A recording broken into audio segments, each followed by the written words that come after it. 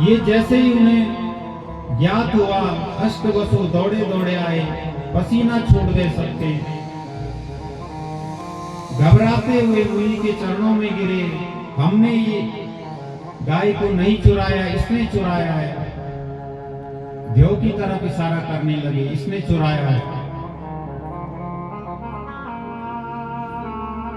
ऋषि बोले, तुम भी साथ में थे ना, तुमने जब ये चुरा रहा था तो तुम भी कह सकते थे कि ये चोरी करना गलत काम है। तुम भी साथ में थे, इसलिए तुम्हें भी धरती पर जाना पड़ेगा। लेकिन कोई ऐसी मां चुनो। जब इन अष्टवसुओं ने हाथ जोड़कर निवेदन किया तो संत क्या होते हैं? दयालु होते हैं, दया आ गई। कहा, कोई ऐसी मां चुनो जो तुम्हें पैदा होते ही मार दे, इसलिए तुम जल्दी आ सकते हो। लेकिन इसे तो 100 वर्ष पृथ्वी पर रहना ही पड़ेगा और ये भोग भोगना ही पड़ेगा।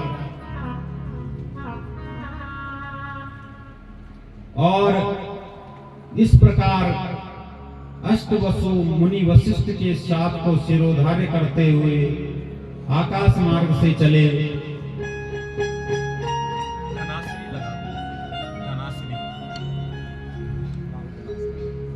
और इधर एक तरफ यहां ब्रह्मा जी की सभा में एक दिव्य कार्यक्रम रखा गया, जिसमें सबको बुलाया गया। एक महाविष नाम के राजा थे, जिन्होंने कई अश्वमेध यज्ञ, वाजपेयी यज्ञ किए, जिसके प्रताप से ये इंद्र से भी ऊंचे जा चुके थे। इन्हें भी ब्रह्मा जी के इस कार्यक्रम में बुलाया। माता गंगा को भी इस कार्यक्रम में बुलाया गया।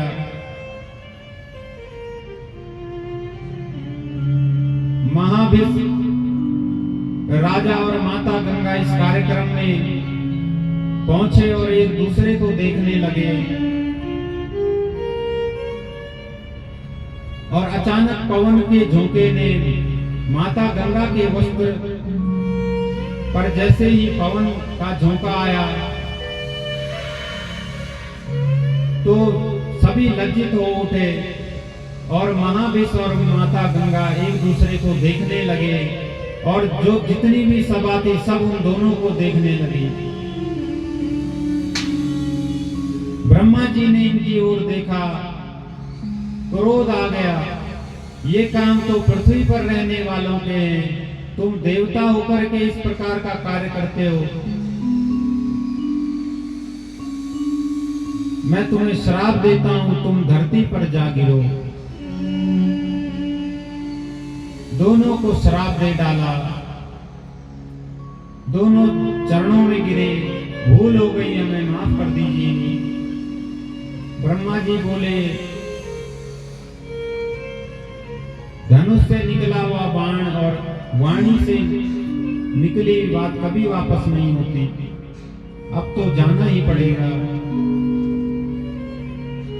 इधर से अष्टवसु धरती पर आए और एक तरफ महाविष नाम का जो ये राजा है, प्रतीप नाम के राजा के घर में उत्पन्न हुआ, शांतनु नाम से विख्यात हुआ, और जिसने माता सत्यवती के साथ विवाह किया। धरती पर आकर जब दोनों मिले, एक दूसरे को देखा, कुछ समय पश्चात माता गंगा ने शांतनु को पहचान लिया कि ये वही महाविष है। दोनों ने विवाह कर लिया। माता गंगा ने शर्त रखी कि यदि तुम जो मैं कहूंगी वही तुम्हें करना होगा, तुम मुझे कभी टोका टाकी नहीं करोगे, और जिस दिन करोगे मैं तुम्हें छोड़कर चली जाऊंगी। और इस प्रकार माता गंगा ने एक एक कर पुत्र को जन्म दिया। एक को जन्म दिया, जल में उसे प्रवाहित कर दिया। दूसरे का जन्म हुआ, उसे भी जल में प्रवाहित कर दिया। ऐसे करते करते 7 शिशुओं को जल में प्रवाहित कर दिया। महाभारत में आपने देखा होगा कि गंगा सबको जल में प्रवाहित कर रही है, बड़ी हत्यारा है गंगा। लेकिन उसके पीछे क्या है, कारण है। 8वां शिशु जैसे ही जल में प्रवाहित करने लगी, शांतनु ने रोक दिया, देवी इसे तो छोड़ दो, वंश में कोई तो होना चाहिए नाम लेने वाला। गंगा ने कहा, मैंने कहा था कभी मुझे टोका टाकी मत करना, इसलिए माता गंगा इधर महाविष्णु को छोड़कर, राजा शांतनु को छोड़कर चली गई। कुछ समय पश्चात पुनः गंगा के तट पर शांतनु पहुंचे। देखा एक बालक ने गंगा पर बांध बना दिया है। मंत्रियों से कहा, कौन है ये? भाग्यशाली होगा वो पिता जिसका ये लाल होगा, जिसने गंगा पर बांध बना दिया है।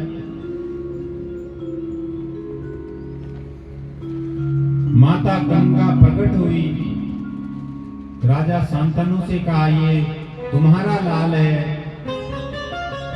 मैंने इसे शास्त्रों की विद्या से परिपूर्ण कर दिया है, अब तुम इसे लेकर जाओ। राजा शांतनु ने हृदय से देवव्रत को लगा लिया, गांगेय को लगा लिया। इसके कितने नाम है? 3 नाम। पहला नाम क्या है? गांगेय, दूसरा देवव्रत, तीसरा भीष्म। हृदय से लगाया, राज सिंहासन पर गांगेय को बिठाया। अब एक दिन राजा शांतनु शिकार खेलने निकले। खेलते खेलते एक स्थान पर पहुंचे। वहां एक युवती को देखा, उस पर मोहित हो गए और शांतनु उससे कहने लगे, देवी मेरी पत्नी मुझे छोड़कर चली गई है और वामांग मेरा खाली है, आप आकर इस वामांग को सुशोभित कर सकती हैं। वो युवती बोली, मैं स्वतंत्र नहीं हूं, यदि आपको मुझसे विवाह करना है तो आप मेरे पिता से आज्ञा लीजिए, पिता से पूछिए, क्योंकि कन्या स्वतंत्र नहीं होती है। क्योंकि जो माता पिता कन्या का भरण पोषण करते हैं, उनका अधिकार उस कन्या पर होता है कि वो अच्छे से अच्छा वर उसके लिए ढूंढकर विवाह करते हैं। लेकिन आजकल का जमाना, चाहे युवक हो या युवतियां हो,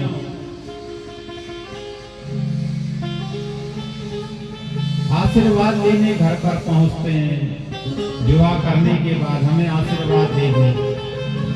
क्या उन माँ बाप का इतना भी अधिकार नहीं जिन्होंने, जिस माँ ने, मैंने कहा था ना, इस संसार में सब बनने के लिए दौड़ रहे हैं कुछ ना कुछ, लेकिन माँ दौड़ रही है मिटने के लिए, अपना सब कुछ मिटा देती है संतान के लिए। वो पिता अपना एक एक क्षण मिटा देता है, वो भी कुछ बनना चाहता है, लेकिन संतान को बनाने के लिए अपने को क्या करता है? मिटा देता है। वो माँ अपनी नींद को मिटा देती है, अपनी थकान को मिटा देती है, चाहे वर्षों से न सोई हो, लेकिन एक क्षण उसका बेटा यदि उठ जाए तो अपने आप अपनी नींद को मिटा देती है। एकमात्र चरित्र ऐसा है सज्जनों, जो जन्म लेता है मिटने के लिए। और सब जन्म लेते हैं कुछ बनने के लिए, सब दौड़ रहे हैं कुछ बनने के लिए, सफल होने के लिए, लेकिन माँ बाप दौड़ते हैं कि हमारे बच्चे सफल हो उनके लिए। लेकिन ये जो दासराज की कन्या है, इसने बड़ा सुंदर उत्तर दिया कि मैं स्वतंत्र नहीं हूं, मेरे माता पिता से आप पूछिए, अवश्य मैं आपसे विवाह करूंगी, लेकिन मेरे माता पिता की आप आज्ञा दीजिए। राजा शांतनु इसके पिता के पास में पहुंचे और जो इसके पिता हैं दासराज, उससे कहा कि अपनी कन्या को मुझे दे दो।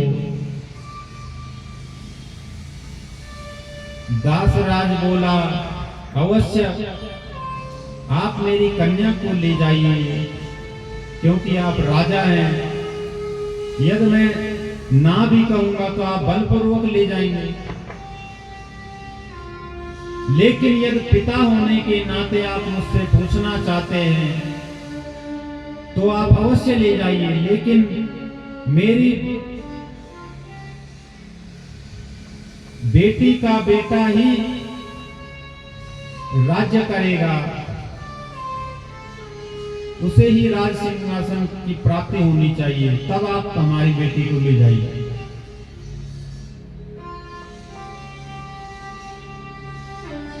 शांतनु के ने जैसे ही सुना, अपने पैर पीछे हटा लिए, क्योंकि अपने बेटे गांगेय को राज सिंहासन पर बैठा कर आए हैं और सोच रहे हैं जब उसका विवाह होगा तो उसके बेटे को मैं राज्य दूंगा। लेकिन इधर दासराज ने शर्त रखी कि मेरी बेटी के जो बेटा होगा वही राज्य करेगा। इसलिए शांतनु वापस लौट गए। कई दिनों तक भोजन नहीं किया, मन में केवल उसी का स्मरण कर रहे उस युवती का, और परेशान परेशान से घूमते हैं। सबने उनके मस्तक पर जब चिंता की रेखाओं को देखा तो गांगे ने प्रश्न कर दिया, पिता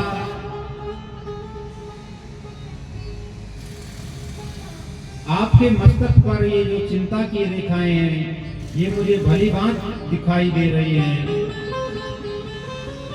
एक बेटे के रहते हुए यदि पिता दुखी हो तो धिक्कार है ऐसे बेटे के जीवन को। पिताजी आप मुझे बताइए, ये मेरा सौभाग्य होगा कि मैं आपकी समस्याओं को दूर कर सकूं।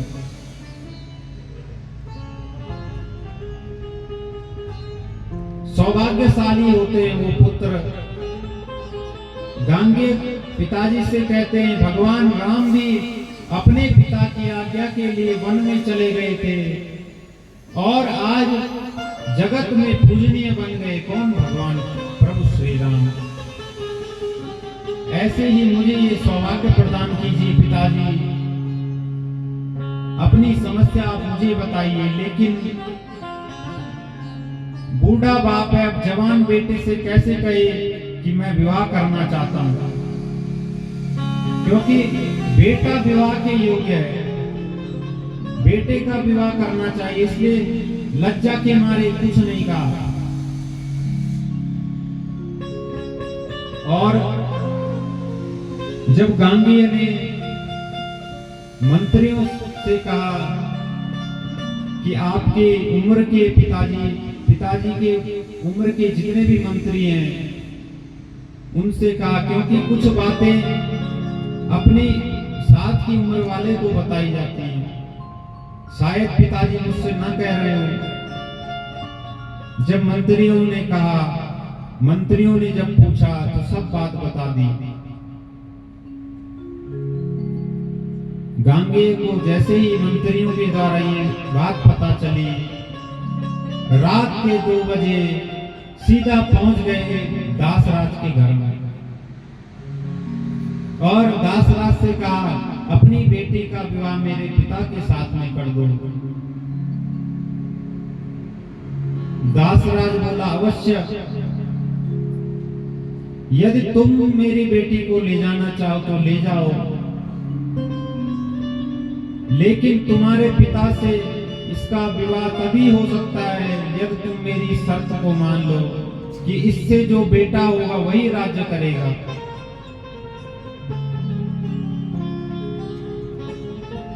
गांगे ने हाथ में जल लिया और संकल्प लिया कि मैं कभी जीवन में राज्य नहीं करूंगा। दासराज बोला, चलो राज्य तुम नहीं करोगे, लेकिन कल के दिन तुम्हारा विवाह होगा, तुम्हारा बेटा होगा और वो राज्य के लिए राज्य करने को कहेगा। तब सज्जनों,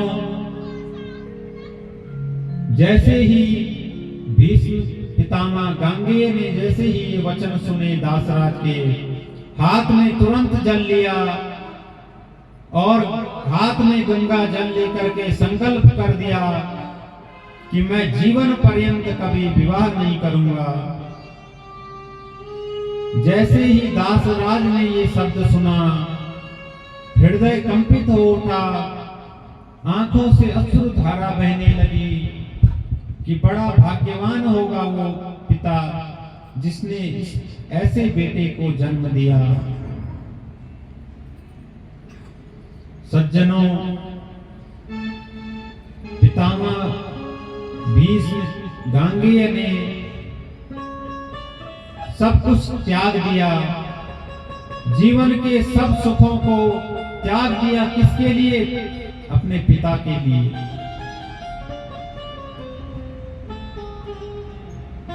क्योंकि पितृधर्मम पितृकर्मम प्रीति ही परमम, पितृ ही परमम तपा, प्रीति प्रीतिरापन्ने प्रियंते सर्वदेवता। इन्हीं में सब कुछ है। माता पिता के चरणों में ही क्या है? सारे देवता हैं।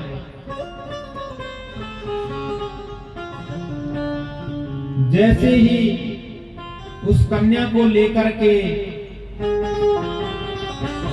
गांगेय घर पर पहुंचे, पिता को जैसे ही पता चला, गांगेय से पूछा क्या शर्त रख के लाए हो, और जैसे ही पता चला कि दो ऐसे संकल्प लेकर के गांगेय ने अपना सब कुछ समाप्त कर दिया है, पिता ने सर पकड़ लिया। सज्जनों, जोर जोर से रोने लगा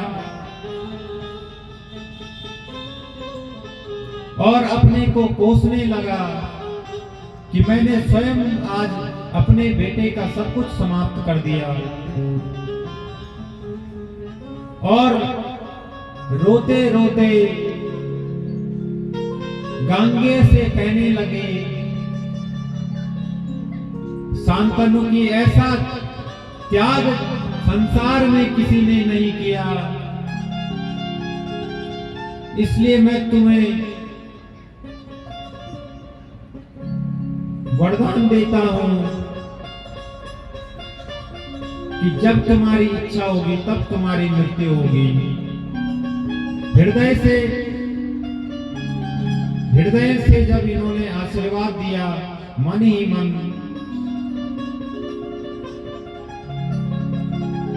तो गांगेय ने पिता को प्रणाम किया और इस संकल्प को लेते ही फिर भीष्म पितामह का नाम क्या हो गया? देवव्रत। गांगेय से ये क्या बन गए? देवव्रत। और हम भी क्या करते हैं? हम भी कहते हैं कि हम भी व्रत लेते हैं, देवव्रत। देव माने देवत्व और व्रत माने हमारी दृष्टि में क्या है व्रत? कि कुछ न खाना, बदले में फल फूल दूध इत्यादि ड्राई फ्रूट ये सब कुछ खा लेना, इसको हम क्या मानते हैं? व्रत। हमने बहुत व्रत लिए हैं, भगवान शंकर के 16 सोमवार लिए हैं, नवरात्रों में तो हम 9 दिन तक निराहार रहते हैं, तुम हमें जानते नहीं, हमसे बड़ा भक्त कोई नहीं। कई व्रत लिए लेकिन फिर भी क्या है, जिंदगी अधूरी है, फिर भी भटक रहे हैं दर दर। सज्जनों, एक ही व्रत इस मानव के सभी कार्यों को सिद्ध कर देता है। एक ही व्रत व्यक्ति को पूजनीय बना देता है संसार में, एक ही व्रत केवल। लेकिन हमने कितने व्रत लिए? कई व्रत लिए।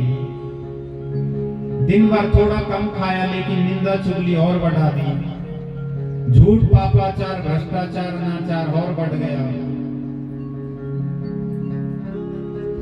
व्रत ले रखे हैं, बैठे हैं, लेकिन मन में श्रद्धा ही नहीं है। अनेकानेक सवाल कर रहे हैं जिनका कोई सिर न पैर, न संतों के प्रति न ब्राह्मणों के प्रति श्रद्धा नहीं। केवल क्या है कि हमारा काम हो जाए, बस इतना। हम खुद ही विद्वान बन जाते हैं कई बार।